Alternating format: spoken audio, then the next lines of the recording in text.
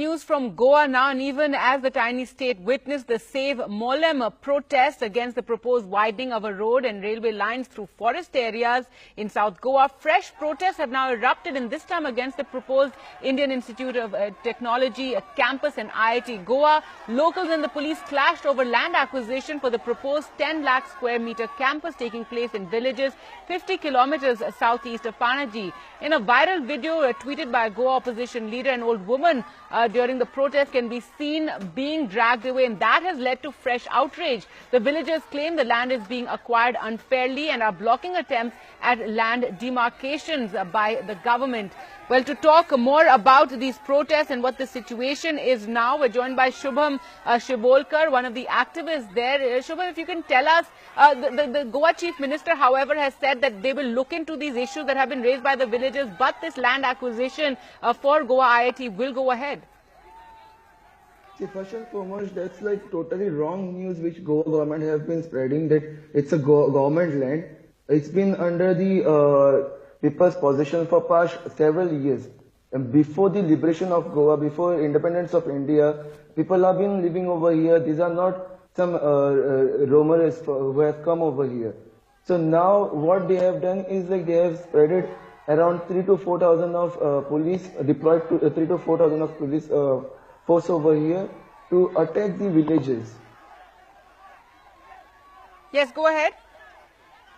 So for now, today what we have come to know that more stringent they will be attacking even with the bullets. That's what I have got. Just now I have got a news. That's something that you're claiming, but currently what attempts are being made to talk to the villagers, and would the villagers be satisfied if proper compensation is given? No, not at all. From independence, from liberation till now, we have been asking for our land rights. That is like the land which we are bearing, to bring it in our possession, bring it in our name. But that is not been given. So we are totally against the project which have been proposed over here. Right. We're also joined by Pramod Acharya, editor, Prudent Media, Goa. Pramod Acharya, tell us, what we believe is that the Goa government has seen two other sites, but those were in forested areas, and finally they zeroed in on this particular site for the IIT Goa project. But villagers, as we just heard, and many of the activists saying that this land is something that belongs to these villagers, and the Chief Minister, however, is claiming that they will, talk to the villagers and work it out, but they will continue with this project here. Yeah, as Shubham also explained very nicely, it is basically a land rights issue. Government is claiming that the land belongs to the government, whereas villagers are claiming that they have documents, necessary documents to that they have a cultivation and they have land rights over this matter.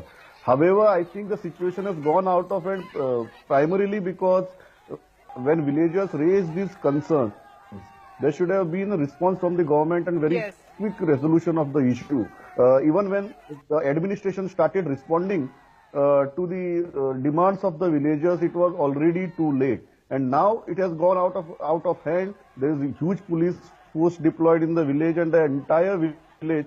I may note here that from last 6 months, including during rainy season, heavy rainfall, monsoon, they are coming at a spot.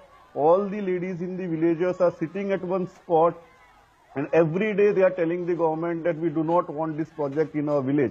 I think that is very notable that for 6 months, hundreds of ladies in the village are coming at one designated spot, sitting there every day consistently and telling the government that we do not want this project.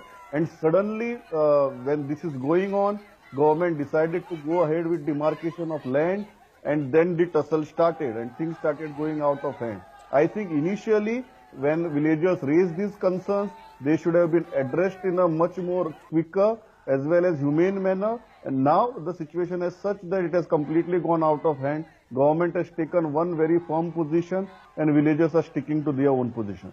All right, that explained it very well in Shubham. So now with the government, are they now reaching out? Can there be any possibility of some sort of talks and, the concerns that the villagers have be looked into by the government? Nothing. See, Gandhi, what happened? Sorry, first Shubham and then I'll come to you, Pramod. See, for now, government is like just playing a hide and seek sort of game. what they are doing is like, if we are protecting from one side, we are stopping from one side, they are reaching from the other side, because any land got their own way. There are multiple ways. So they are trying to reach out from the other way in the robbery kind of manner.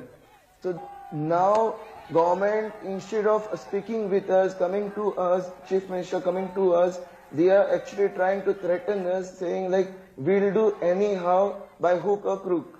In fact, we did try to get someone from the government to join. Yes, Shubham, you were adding something? Sorry, Pramod, you were adding something? No, but my basic point was government should also understand that when a village, an entire village community unites against the issue, it is very difficult to deal with the village community with force or with the brute force of a police force. Because as long as the village is united, it is only going to resort to more violence, and that cannot be the right approach in this manner. First, government was late in reacting. Now government has taken a very rigid stand that if you want to come for discussion, not having a project is out of question, you come with other demands. So I think this late response to the agitation and now taking such a very firm, rabid stand, I think these are the two complicated issues. And Gagi, as I mentioned, when a village unites, an entire village community unites against something, it is very difficult to break that village by using such brute force. I think that is a fundamental point here. There needs to be a more humane approach, there needs to be more consultations, and there needs to be more political interest. All right, and the government did have a window when they could have reached out and, actually spoken and taken the villagers, the issues that they had and concerns that they had into mind. Though now the government has said they're determined to have the IIT project at this site. Thank you both for joining us and talking about this issue. I would like to add more things if you give me a little bit of time. Well, we're completely out of time. Quickly, just one last point if you want to add.